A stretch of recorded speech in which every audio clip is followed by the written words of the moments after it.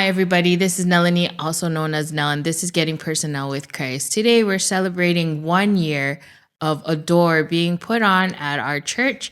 And today, I want to bring on my two special women in my life, my mom and my godmother, Joanne and Kathy. Say hello. Hello. Hi. So they're kind of nervous. They keep laughing, but it's okay. We'll get through it. It's been 1 year since Adore has been on stage, and I wanted to celebrate it with interviewing these two lovely ladies because without them, we wouldn't have a play. And if you have watched the play already, then you would know how important the beginning of the play is and where both of them come in. And so we're going to start off with some questions. So, when you first heard I wanted to write a musical based on my life and faith journey, what was your reaction? I was happy for you because I know you wanted to do a play and something exciting until I thought about that I was being part of the play. Mm-hmm. Auntie Kathy, I don't know if I told you or when I told you about the play, but did you think that you were going to be in it? No, I didn't think. I know you told me you wanted to do a play, but I didn't know, I was going to be part of it. Yeah. Something, surprise, surprise. And I hope that you guys enjoyed your story being told in the play because it was such a big part of my faith journey. What was your thoughts or feelings when you saw the scenes from our lives, especially emotional moments turned into a musical on stage? But Auntie Kathy, you were mostly in the beginning of the play. The biggest thing was the invitation to church. How did you feel or react, or what kind of emotions did you have when seeing that on stage? It was interesting to see. I know it's been so long ago, I don't remember exactly how or when I asked your mom to go to the retreat.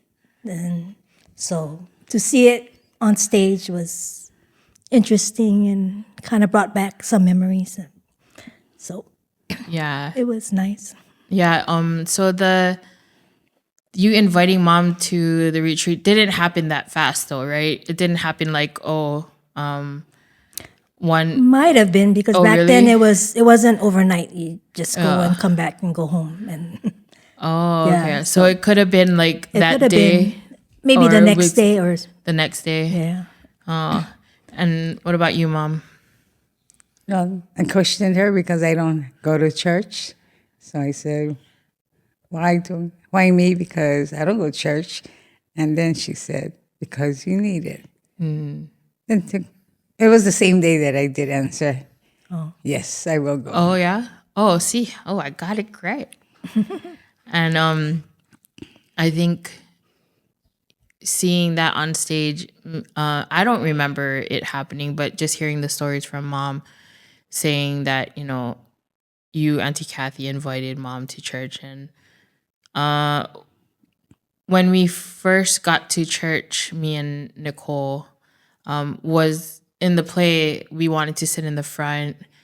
We wanted to see everything. Do you think that happened too? Because I feel like I remember wanting to go to the front and like a good Catholic to sit in the front, not like a non-Catholic to sit in the front of the church because we wanted to see everything. Do you remember us wanting to go in the front? I know when we started going to Mass, I sat more to the left-hand side of the church. And then I guess a few weeks later, and then this boy and his mom would always sit in the front. And then you ask me, how come we can't sit in the front? I'm not sure if that's the day we went to the front or the next week. We sat in the second row, I think, behind that boy. And Auntie Kathy, when you started going back to church, because you had to get confirmed and stuff, right? Were you one of the good Catholics and sat in the back, or were you like us and sat in the front? Because I was part of RCIA, we sat in the front. Oh, so you were But obligated to sit in the normally I front. sit in the back. Yeah. Auntie, you were the one who invited us to church and became my godmother. Do you remember that time in my life where I asked you, or or when we wanted to start going to classes? I know it was so long ago. I don't. Hard to remember, but I think I remember when you asked me and Uncle to be your godparents. But yeah, it's so hard. Yeah. Can't remember yesterday, but I think it was like a special moment, because I really thought that asking you and Uncle would be something special, because you guys brought, I didn't know before that Uncle Eric brought you to church first, but I knew that you brought us to church. So I wanted to ask you, and you were always with Uncle Eric, so I wanted to ask him too. So I'm so grateful for both of you, him inviting you and then you inviting all of us to church. Auntie Kathy, so there's a connection between your name and Auntie Eva's name. Did you know about that connection? no. So my cousins call my auntie by her middle name, which is Ened. And the way I found the name for Auntie Eva was connecting it somehow to Ened. And so I looked up what Ened means. And Ened in Welsh, I looked it up, means life. And Eva means life. Oh, I didn't know. Yeah, so there's a big connection. And then with mom's name is Bernadette. Do you know your connection to Bernadette?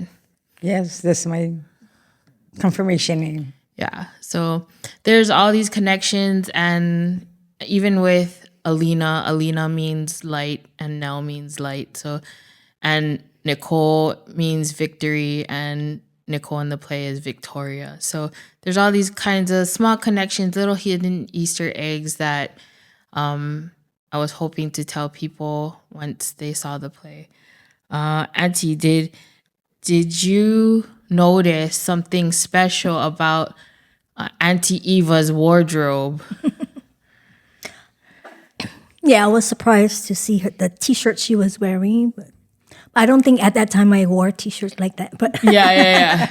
I know. I don't think those were a fad back then, right? I don't think so. Yeah. some people might have been wearing. Yeah. But I didn't. Yeah. I might have had one, but I never. I gave one to like your cousin to wear. Oh. Yeah. So my Auntie Kathy was in love, or maybe In love, no. or loved the band Menudo, and we did a tribute to her and her love for them. So Auntie Eva wore a Menudo shirt, and I was just telling Marissa that all the things about you, and like how she really thought you were an old lady when she first read the. I am old. No. No, I mean back then she thought you were like an auntie, like muumuu wearing auntie, and I was like, no, my auntie was smoking hot. And she, she was young. She was my youngest auntie, so so she decided, okay, we'll do a tribute to her and wear a Menudo shirt. Yeah. How did it feel to see parts of our family story told publicly through music, especially in front of a community audience? There was, I don't know if you looking at the set, did it remind you of our house? I tried my best to make it look like our house with the sunflower tablecloth and the big clock. I wish there was a, what do you call Last Supper on the wall. That would have been cool to have.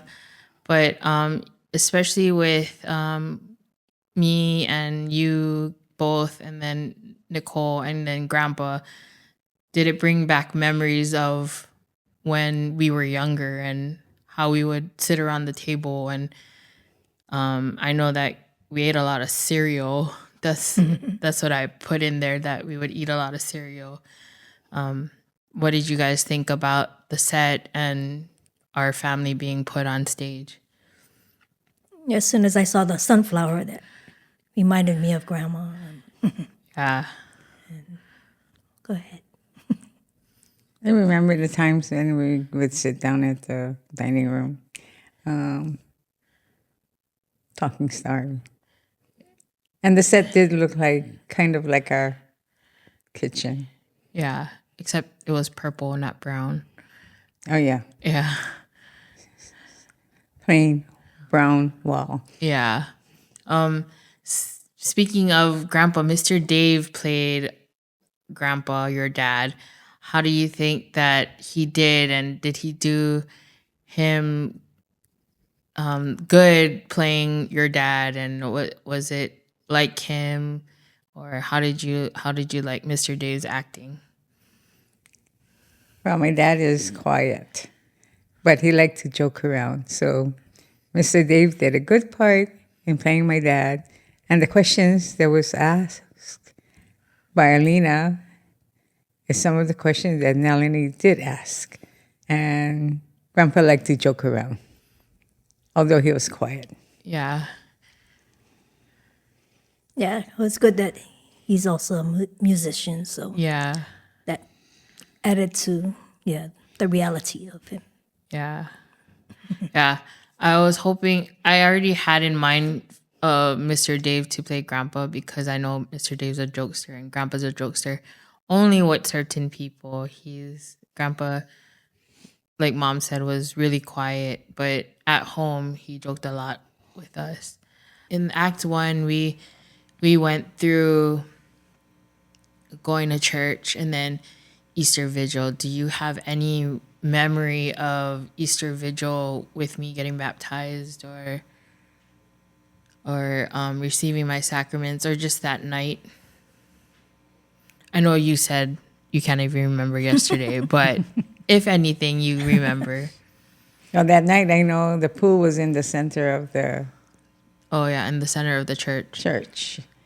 And you being baptized right there, around the area we were sitting at, I think. And I can really actually see the water being poured on you. So that's one memory, because right now the pool's on the left-hand side of the church. So, yeah. Auntie Kathy, you remember? I remember you're so like fancy in your clothes that. I remember what I was wearing. Yeah. And my hair was short, Yeah. like a boy. Yeah. But yeah, I can't remember details. In the play, the song, the sacrament song, the song that's sung during Easter Vigil, I say I am his. Some people have told me like that's such a old person thing to say, or like an adult to say, but I really truly felt that in my heart when I was getting baptized. Do you think that a 7-year-old could think that I am his, as as she's getting baptized? Some people have told me that's like an adult answer to have. I don't know. I thought it was something very special at that moment. And I think that's my favorite day in my life, was getting baptized. So I am his, like, that's something I remember, like, screaming in my heart as soon as I got baptized. Do you think that do you think that I would have said that in my heart? I think Nalini would be a person that would say it. As she was in kindergarten, the teacher said, Nalini has a old spirit. Mm-hmm. So I think that's something that you would say. you were kind of my preschool teacher, Auntie Kathy. I went to Grandpa preschool, and then when Grandpa was busy, you would scold me and teach me alphabets and stuff. But do you think I was? I guess people would say I acted older than my age. Yeah, you did. You were kind of independent. I mean, for that age, you did certain things by yourself. Like, didn't really have to teach you, 'cause or you probably learned from your sister. I'm not sure. Did I really learn from my sister? No, I'm just kidding. Or she would say, if I said, "That's not the song to Twinkle Little Stars. That's my song." So she would change the words. Oh my gosh, making up my own. Yeah. Was there a particular scene or song that moved you or felt especially powerful to witness live? Do you remember the songs? The songs. Every now and then, I do listen to it on YouTube. Yay. It's the one that you're in the adoration room. That song by The Older You. I Feel You. Yeah, that one. Yeah. So, Usually I listen to a lot. I mean, more than the others, I think. yeah. So that song, I've told people before that I wrote that when I was 17 years old. And it was in adoration that I wrote that song. And I remember even going to California to visit Uncle Richard, and they had a piano in their house, and I was like, "Oh, can I try to play the piano?" And I remember, them going, "Oh, what song is this?" And I was like, "Oh, I wrote it." It was the time we went to Disneyland, I think. Yeah. Oh. Yeah, that time we went. You're real young. Yeah. I think I just...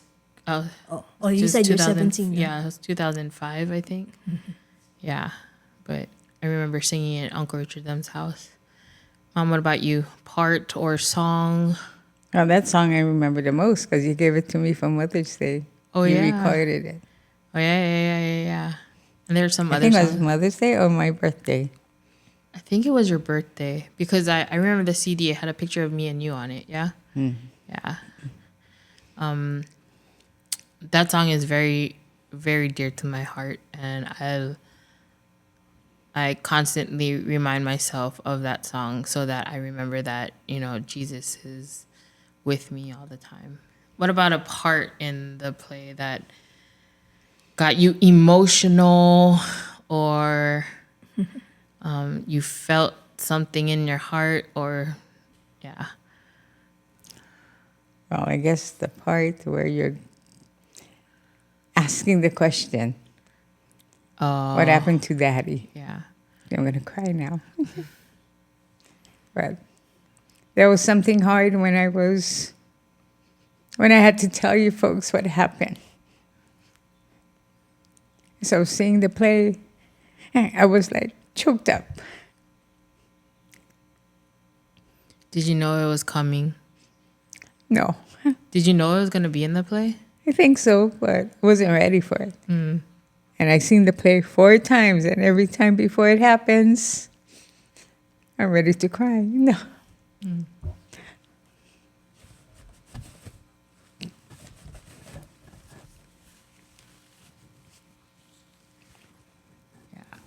That was... Neko said, I need to make it longer, that scene, because it's kind of happened so fast. I don't remember it being so long. I think I just blocked it out, that I made it fast in my head. That's why it was so fast in the play. I remember sitting on this floor, and it was silent for a while. For a while. And I think somebody walked away. Uncle Richard.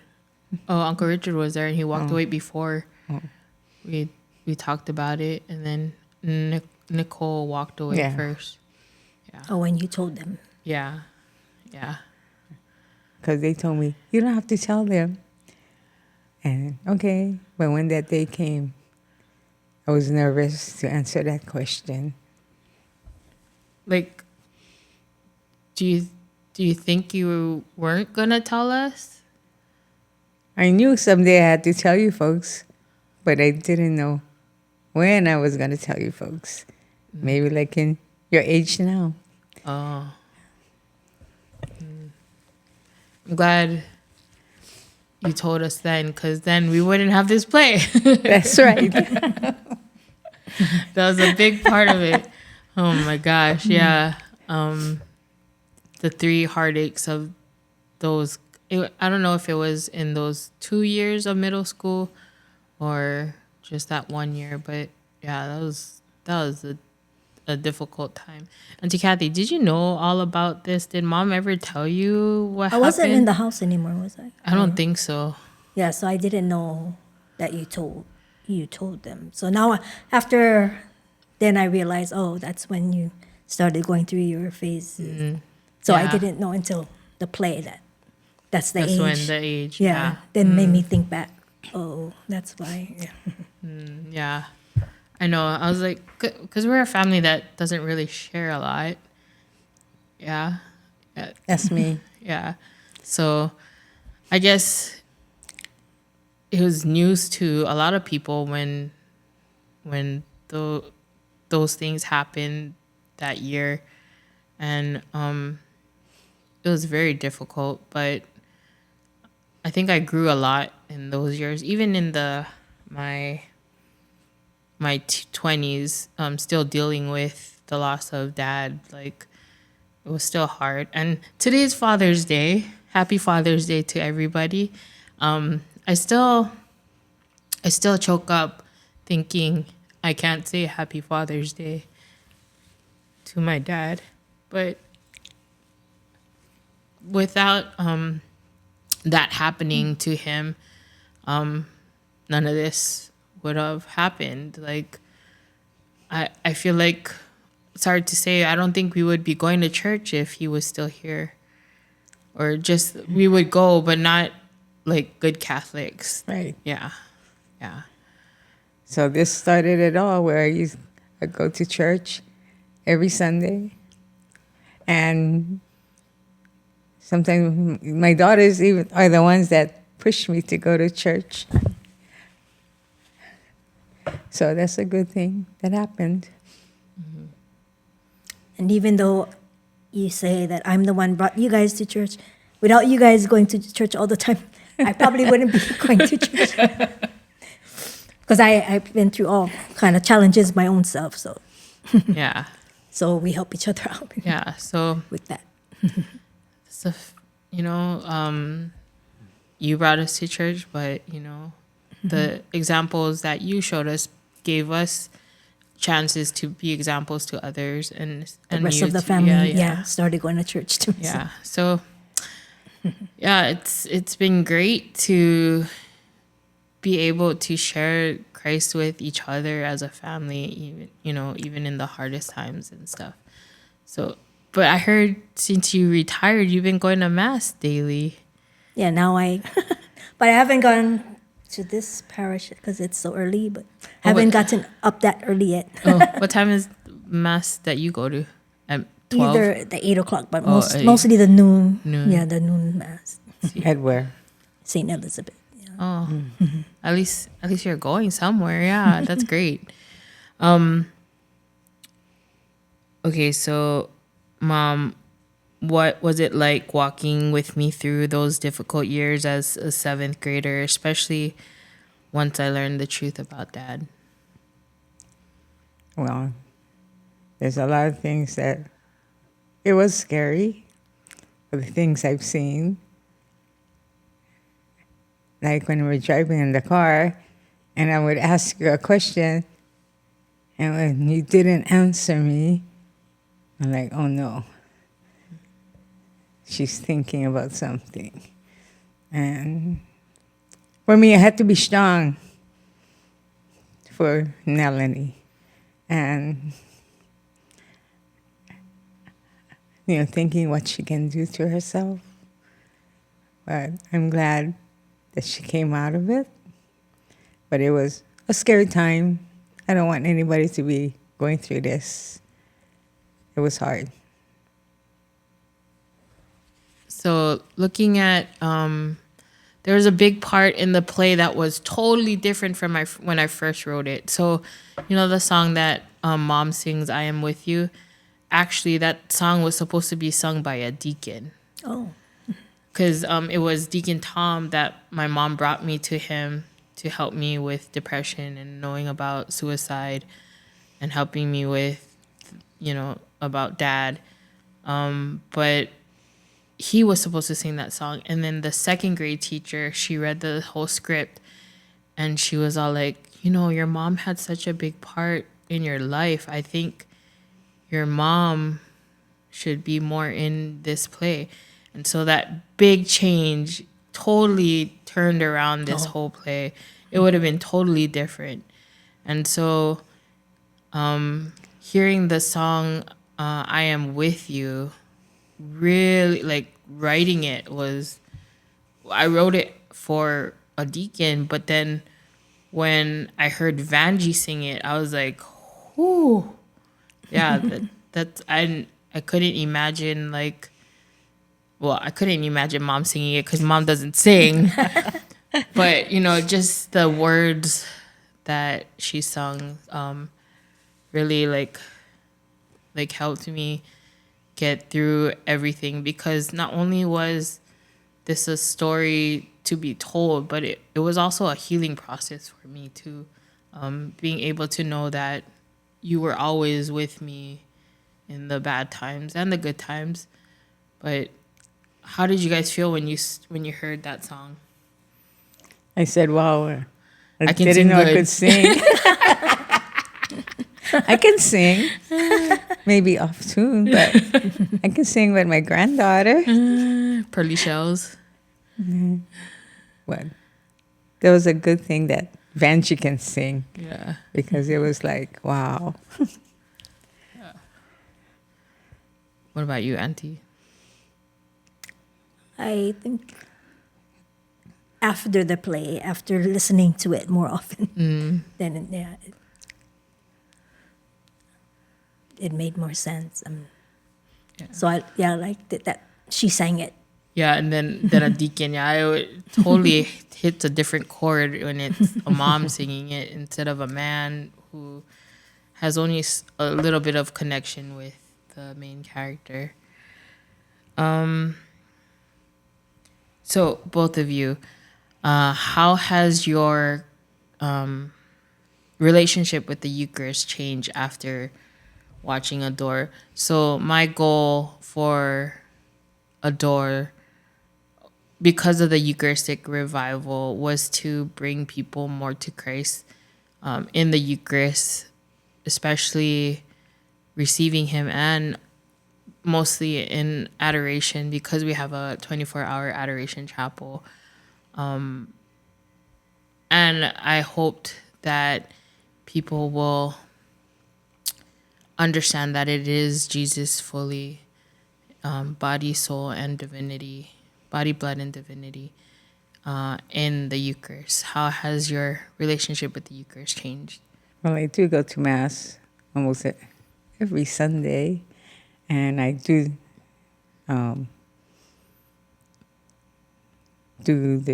give out the Eucharist to parishioners, and I guess it's more meaningful for me, understanding that He is there for me. By you, Auntie? It's still a work in progress, but now that I'm Going to daily Mass? and well, not yet retired, but going to be retired. Yeah, more so I want to go to daily Mass, Yeah. but I'm still have to work on. I want to go to the adoration, which haven't worked on that yet. Yeah. but I do. Yeah. We did go every a weekday for a while, Yeah. especially when my brother passed away. We were doing it faithfully, and somehow it stopped. But I have a reason why I can't go, because I start at 6:30. No, 6:00, and Mass starts at 6:30. So I'm here with the kids at school, and while Mass is being said, but the school has Mass at 8:15. So I attend Mass at 8:15 on Tuesdays. Yeah. I know. I I've been trying to go to adoration more and daily mass more, but it's so early in the morning. I wish I could go with Auntie Kathy. You could. Oh, I could because I don't start till, but Auntie Kathy would have to pick me up because I don't drive. And I did adoration for how many years? I think it was 1996. Is that Around when? there? 1996? Around there, maybe before. And I was doing it faithfully at 11 o'clock Mass for over 10 years, I think, until COVID hit. Oh, And then I never scheduled myself to go to adoration. But I would visit once in a while when not giving a time that I could spend with him faithfully at a certain time. Yes, we are always looking for adorers any time. Even if there's already an adorer in there, we always need backup. So if you are in the Pearl City area, please go visit Jesus in our chapel. Okay, so it's been a year since opening night. What stuck out to you the most? It could be what you saw in the play or the reactions you had, or yeah, what stuck out to you most? I think it's just seeing you go up and introduce yourself. Then I realized, oh, it's happening. It's like it's real. When you, yeah, I didn't know what to expect. I mean, when I arrived, Yeah, I was really nervous just to say, hey, this play is about me and my family and my faith journey. And I didn't know how people would react or if it would be good. Or I thought because it was a school play, a lot of people didn't come or, want to buy tickets because they just thought it's just a regular school play. But after the first show, people came up to me and said, why wasn't it advertised more? And I said it was in the Catholic Herald. I did a promotion at St. Teresa at, one of the events, and Leah actually sang Sacrament song there, and still no takers. So, but it happened. Guess Nalini worked really hard in trying to promote it, but I guess people weren't ready for this Yeah. until it happened. And yeah, people would go up to me, wow, that was about you? Or, wow, you can sing? That's my favorite. I didn't know your mom could sing. Me either. But we have a connection, Benji and I, that played me. We have clothes that's the same. They both wear the same clothes sometimes. Yeah. Yeah. There's two outfits that I try not to wear because I'm thinking that she's going to wear it. And when I wear it, I go, wow, you're wearing the same clothes. My two moms wearing the same clothes at Mass. So one thing that surprised people was the last scene. When you came up to sing with the two Alinas. Yeah. So that surprised a lot of people. And that was their idea, in fact, that, I sing with them. We were trying to split the song into both of them singing it. And then they're like, why don't you sing with us? And so I was really nervous because I was like, I didn't want to be on stage, but they definitely thought it would be a great idea. So that, yeah. Yes, rehearsal time, Nalini told me, Mom, you can't be here oh, Yeah. at a certain time. Can't stay here. And I guess that was the surprise. Yeah, that was a surprise. I didn't want you guys to know that I would be coming out. And I remember watching you the first time, and I was about to cry because I saw you tearing, and I was like, oh no, you better sing good. Don't cry, don't choke. But yeah, I remember mom just like wiping her eyes and stuff. What do you think Dad would have said if he saw the show? Wow, I made this happen. No. Yeah, it's all because of me. He was the star of the show. No. I think he would be proud of you of whatever they did, because I never expected for you to write a play. So I think Dad would have been proud of you and watching you in heaven. What about Grandpa? Like, Grandpa was such a big part of my life growing up. Like, and that was another thing I wanted to ask. Do you remember me asking asking questions? Because Yes. I think Uncle Vincent would tell me to stop asking questions. Melanie always asks questions. And I guess she did ask those questions. Most of those questions, I guess. All of it. Yeah, I did. Yeah. But yeah, she's always asking sometimes silly questions. But I guess it's good questions. The one question that Uncle Vincent always hated when I asked is, where you going and what time you coming home? He goes, why do you want to know for? He goes, I'm going out. Leave me alone. Do you think I asked a lot of questions, Auntie? Or do you remember? I think probably you asked a lot of those questions when I wasn't there. I mean, Oh, yeah. when you spent time with Grandpa. Grandpa, yeah. I would ask Grandpa a lot of questions. And he gave me ridiculous answers. Most of them probably not true. Because he was always jokey. Yeah. What does it mean to you to see that something so painful became something so beautiful and faith-filled? Well, it was painful for what you were going through. And being in it, it was scary. But now look what happened. We're still going to church, thanks to Auntie Kathy, that we tried to bring people into church. So it was painful. Although it was painful with Melanie, no matter what, we would still go to Mass, even if she wasn't feeling well. But we always made it to Mass on Sundays,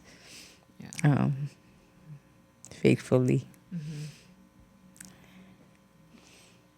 Auntie, since you didn't know all of this was happening in my life, do you think that this painful event in my life turned into something so faith-filled and beautiful? Yes, because all those people you got involved in the play, I mean, that's pretty neat how, yeah, all these people, even though, yeah, they're going through playing out what you went through, and then all the people who watched it. So it's pretty neat how your message went. It's kind of neat how I used to let you guys do plays. Yeah. And you came up with this big play. Even though writing the book, I wanted to write a book, and you wrote a book. So I'm proud. When we were younger, Auntie Kathy used to make us do all kinds of stuff. Summer Project 97. What do you call it? Christmas show, Christmas pageant or whatever for Christmas Day. And I think that's where my creativity came from, because you made us do all these kinds of stuff. Even with this podcast, I was like, I've been on camera before. Auntie Kathy made us do Filipino video. Yeah, like research and like I feel like when I do a podcast, It's just another project. Yeah, it's just another project that Auntie Kathy's making me do. So, but it was great, yeah. And some of the characters in the play, they auditioned, but more like I told them, you're gonna play this part. I was like, you can audition, but it was already guaranteed that they got the part. So, but yeah,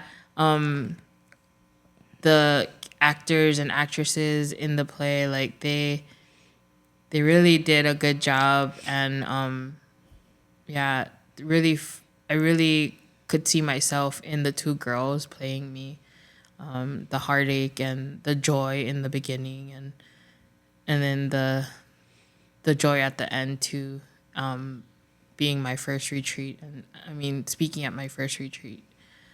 But yeah, I didn't think this play was gonna be that grand, I guess. I thought, just like the other people saying that it's just a school play, I just thought, okay, it's just my first play. But after hearing a lot of people compliment and, give praises about it, like, where could it go next? So what do you think? Do you think that, or do you see this play, Adore, going on a bigger stage, or in a different church or a different city, or or seeing to a bigger crowd? I pray that you do one, at least another one, as a start. And I think it was a good Eucharistic Revival play. And yes, maybe a bigger stage Yeah. for more people to come and see. Yeah. And I'm going to need all the help I can get. So if you know of anybody who can help me out and get the funds to go, or the place to have it, and the people to put it on, that would be great. What about you, Auntie? I think so. You even after the play, you you do these speeches to people. I mean, once you set your mind to it, you You do it? anything Yeah. to get it done. So Yeah. I think so. Yeah, and so I am praying. I'm telling everybody to pray for it, because not because it's my play, but I feel like it has a strong message, I guess. And I've always thought that my motto, or whatever, whenever I end a podcast, it says, "Light up the world with His love." And I think my play was the light that helped a lot of people to understand grief and the Eucharist. So, and that's my way of lighting the world with, His love, the Eucharist's love and stuff. So yeah, I'm hoping for that. And another question: do you think there should be a part 2?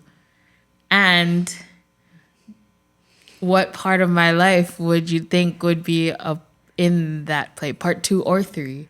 I know the kids are always asking me, is there going to be a part 2 to Adore? And well, let me hear what you're going to say, if you think there should be a part 2 or 3. If she makes a part 2, it's kind of very emotional and very hard going through it again. Yeah. But if we need to let people know, or maybe something out of it will help somebody grow, and if what they're going through, maybe it'll help them, because part 2 is more into it than part 1. Yeah. Do you get what my mom's getting at? Auntie, do you get what my mom's getting at? How part 2 will be more into it than part 1? You mean like a prequel? No. What happened? What happens after Oh. second part? After after high school and stuff. Oh. When she was going to the- in him. Yeah. Oh. Yeah. So actually, I told the kids, if there is a part 2, you're not allowed to see it until you're 18, because it's such a more emotional and more adultish kind of setting because of the further mental illness that I've been through. Yeah. So, yeah. They're like, what do you mean? We have to be 18. I was like, you're not going to be in it, that's for sure. But yeah. Okay. To be honest, when did you cry? I know you cried. I know you cried. I don't know if you cried. But when is the time you cried in the play? I cried almost every time. First, I was happy that you made the play. So I was like, wow, Melanie made the play. And then came when you had to tell. I had to tell you what happened to Daddy. You know, right before it started, that scene started, I'm like, oh no. I'm even crying before the scene started. When did you know it was when I said family tree, or before that?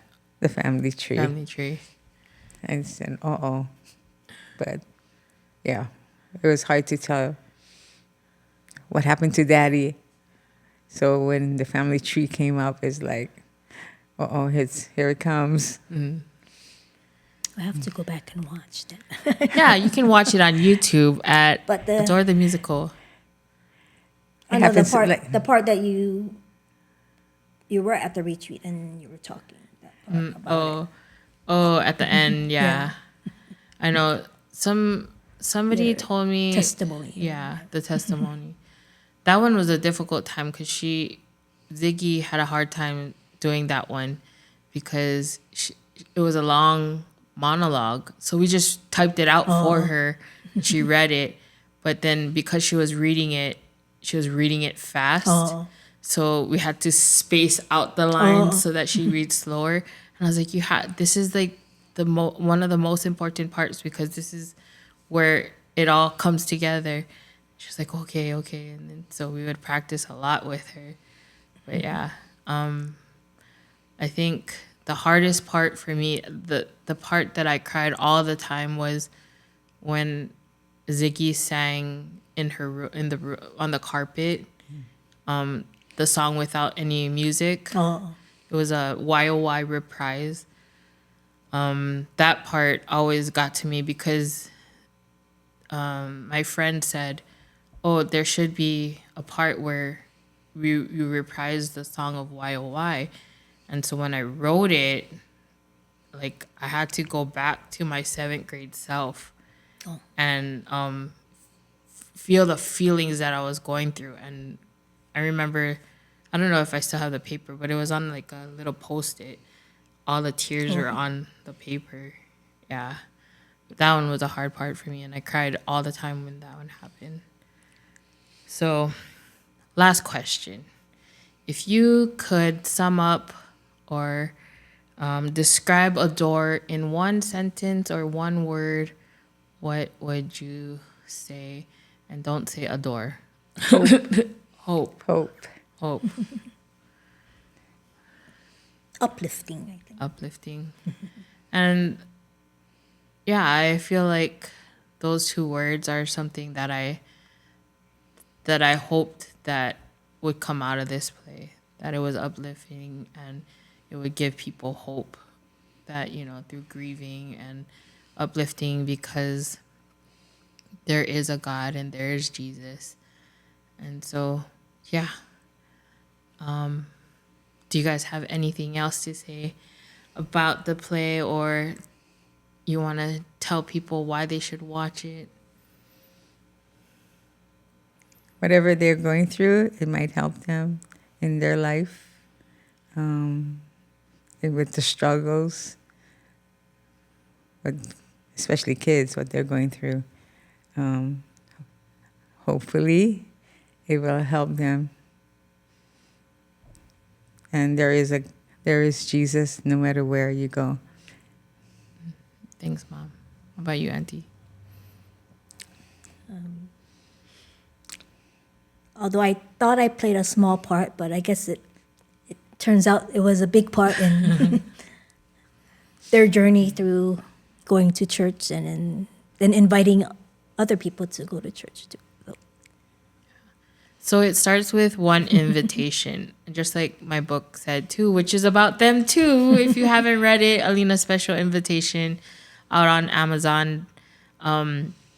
It started with one invitation, and you can always invite someone to mass or adoration or ministry or a retreat, and it could spark something and, you know, keep on going until nonstop, because people will could always be invited to something. And so thank you, Auntie Kathy and Mom, for being on this podcast.